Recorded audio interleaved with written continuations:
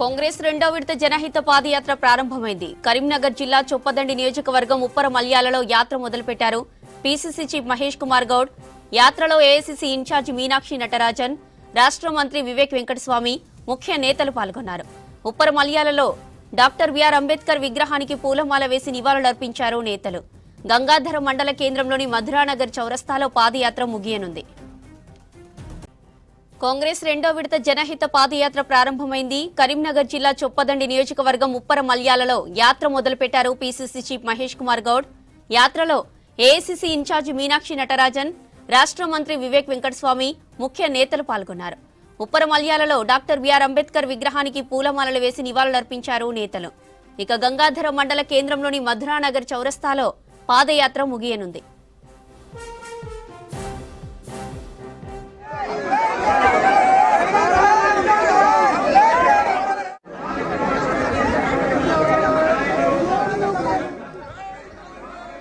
రైటిక జనహిత పాదయాత్రకు సంబంధించిన మరిన్ని డీటెయిల్స్ వెంకటేష్ ఫోన్ లైన్ లో అందిస్తారు. వెంకటేష్, నేతలు ఎవరెవరు అటెండ్ కానున్నారు?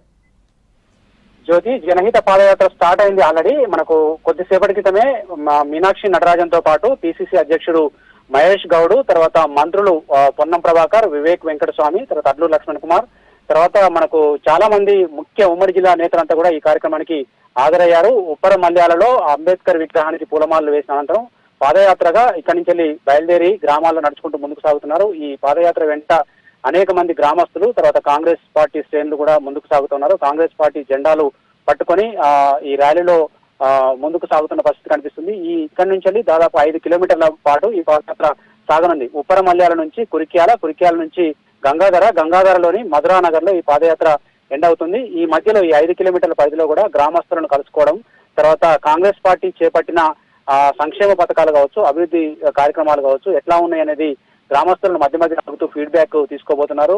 మనకు ఏఐసీసీ ఇన్ఛార్జిగా ఉన్న మీనాక్షి నటరాజన్, తర్వాత పిసిసి అధ్యక్షుడు మహేష్ గౌడ్ కావచ్చు, మిగతా మంత్రులు కావచ్చు, వీళ్ళంతా కూడా వాళ్ళను స్థానికులను కలుసుకుంటూ ముందుకు సాగబోతున్నారు. ఇప్పటికే 6 గ్యారంటీల రూపంలో అమలు చేస్తున్న పథకాలు కావచ్చు, మనకు ఉచిత బస్సు సౌకర్యము, తర్వాత ఉచిత విద్యుత్తు, తర్వాత మనకు రుణమాఫీ, తర్వాత ఇంకొకటి ఇటీవల విడుదల చేసిన రైతు భరోసా, ఇవన్నీ కార్యక్రమాలు ఎట్లా ఉన్నాయి అనేది కూడా మనకు అడగబోతున్నారు. అదేవిధంగా సన్న బియ్యం పంపిణీ పథకం మీద ఫీడ్బ్యాక్ తీసుకోబోతున్నారు. అదేవిధంగా గ్రామాల్లో ఇప్పటికే నిర్మాణం అవుతున్న ఇందిరమ్మ ఇండ్ల పథకం ఎట్లా ఉంది, తర్వాత ఇంకా ఏం కావాలనేది కూడా వీళ్ళ ప్రజల నుంచి ఫీడ్బ్యాక్ తీసుకోబోతున్నారు. ఇవన్నీ తీసుకున్న తర్వాత మనకి ఇప్పుడు ఈ కార్యక్రమం యాక్చువల్ గా పార్టీ తరఫున నిర్వహిస్తున్నప్పటికీ కూడా ఇందులో ఇటు ప్రభుత్వము ఇటు పార్టీ రెండూ కలిసి నడుస్తున్న పాదయాత్ర ఇది.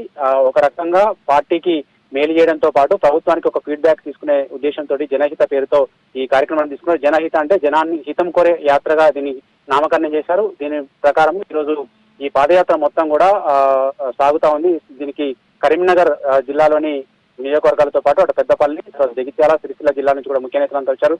అక్కడ విప్ ఆది శ్రీనివాస్ కావచ్చు, తర్వాత స్థానిక ఎమ్మెల్యే మేడిపల్లి సత్యం కావచ్చు, తర్వాత రామగుండం ఎమ్మెల్యే మకాన్ సింగ్ ఠాగూర్ ఈ యాత్రకు ఇన్ఛార్జిగా ఉన్నారు. వీళ్ళంతా కూడా ఈ యాత్రలో కలిసి సాగుతా ఉన్నారు. ఈ మొత్తం ఎప్పుడైతే ఈ 5 కిలోమీటర్ల పాదయాత్ర ఎండ్ అవుతుందో మధురానగర్ లో చివరిగా మనకు ఒక కార్నర్ మీటింగ్ జరగబోతుంది. కార్నర్ మీటింగ్ లో అక్కడికి వచ్చిన జనాలను ఉద్దేశించి కూడా మీనాక్షి నటరాజన్ తో పాటు తర్వాత ఈ పిసిసి అధ్యక్షుడు, మంత్రులు కూడా ప్రసంగించబోతున్నారు. ఈ రోజు రాత్రి కూడా మధురానగర్ లోనే వీళ్ళంతా బస చేస్తారు. రేపు ఉదయం కూడా దీనికి కంటిన్యూషన్ ప్రోగ్రామ్స్ కొన్ని ఇక్కడ వీళ్ళు అరేంజ్ చేయడం జరిగింది. అందులో ఉదయం ఇక్కడ గంగాధరలోనే శ్రమదాన కార్యక్రమం, తర్వాత వన మహోత్సవంలో భాగంగా మొక్కలు నాటే కార్యక్రమం ఇవి కూడా తీసుకోబోతున్నారు.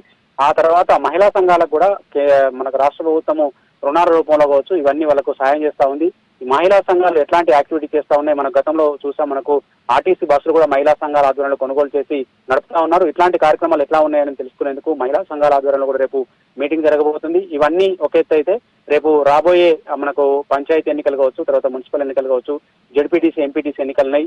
ఈ కార్యక్రమాలతో పాటు ఈ పార్టీని స్ట్రెంథెన్ చేయడం కోసం ఉమ్మడి జిల్లాలోని అన్ని ప్రాంతాల నుంచి, అన్ని నియోజకవర్గాల నుంచి ముఖ్యమైన కాంగ్రెస్ నేతలతో మీనాక్షి నటరాజన్ ఇక్కడ సమావేశం కానున్నారు. స్థానికంగా ఉన్న గ్రూపులు కావచ్చు, తర్వాత విభేదాలు కావచ్చు, ఇవన్నీ పక్కన పెట్టి పార్టీ కోసం అందరూ పనిచేయాలని పిలుపునిచ్చేందుకు ఇక్కడ అందరూ ఐక్యంగా కలిసి ముందుకు నడిచేలా పార్టీని సమాయత్తం చేసేందుకు కూడా ఈ యాత్రను తీసుకున్నారు. జ్యోతి.